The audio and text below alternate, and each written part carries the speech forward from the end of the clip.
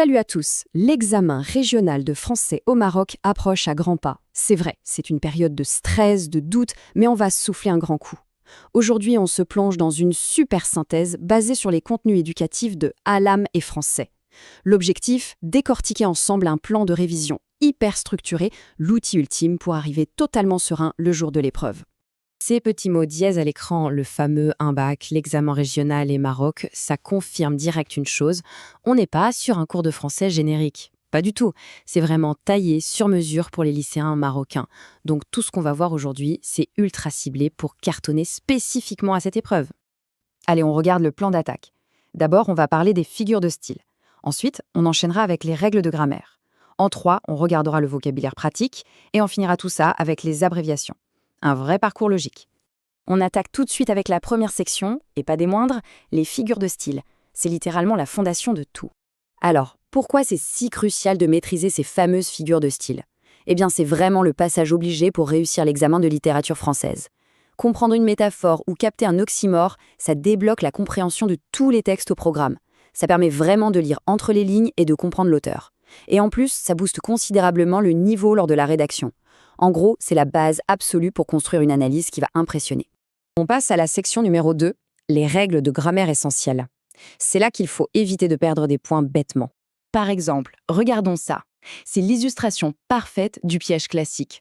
Confondre le « ça » avec un « s » qui marque la possession et le « ça » avec un « ccdi » pour désigner quelque chose. Ça a l'air super basique dit comme ça, n'est-ce pas ? Mais c'est exactement le genre de petit détail qui tape dans l'œil du correcteur. Direct. Une orthographe béton, c'est ce qui sécurise d'office la note d'expression écrite.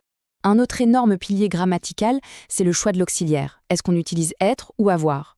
Pour ne plus jamais hésiter sur les verbes qui se conjuguent avec l'auxiliaire être, le programme propose une méthode géniale, la maison d'être. C'est une astuce visuelle, un moyen mnémotechnique vraiment redoutable. Le jour de l'examen, on visualise cette petite maison dans sa tête et hop, on gagne un temps précieux. Section 3, on enchaîne avec le vocabulaire pratique, autrement dit, les mots pour le quotidien. On retrouve ici des thèmes de la vie courante, la monnaie, les billets, la carte bancaire, les fournitures de bureau ou même la routine matinale. Avoir un vocabulaire général bien solide, c'est un atout gigantesque pour l'épreuve de compréhension écrite. C'est ce qui évite le petit coup de panique face à un mot un peu inattendu dans le texte de l'examen. Plus notre filet de vocabulaire est grand, plus on y va serein. Et ce qui est super intéressant, c'est qu'il y a même des focus sur des mots bien spécifiques, comme le verbe pondre.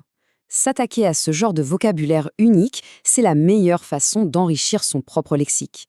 Et on le sait très bien, avec un vocabulaire riche, l'argumentation devient tout de suite beaucoup plus fluide et percutante.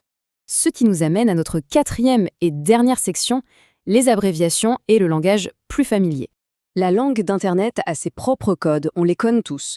Le CC pour faire un petit coucou, le SLT, ultra rapide pour le salut, ou encore BGR au lieu de taper bonjour en entier. Pourquoi revoir ça ? Eh bien, maîtriser ces petits raccourcis, c'est hyper utile pour bien comprendre certains textes informels et vraiment capter toutes les nuances du français tel qu'il est écrit et pratiqué aujourd'hui. Et voilà, on arrive à la fin de cette petite analyse. La question qui se pose maintenant, parmi tous ces thèmes abordés, par quel sujet faut-il commencer les révisions ? Le secret pour tout réussir, c'est de s'y mettre tout de suite. Il n'y a plus qu'à s'emparer de ce plan super structuré, de choisir un bon point de départ stratégique et de se lancer à fond dans la préparation. Bon courage à tous!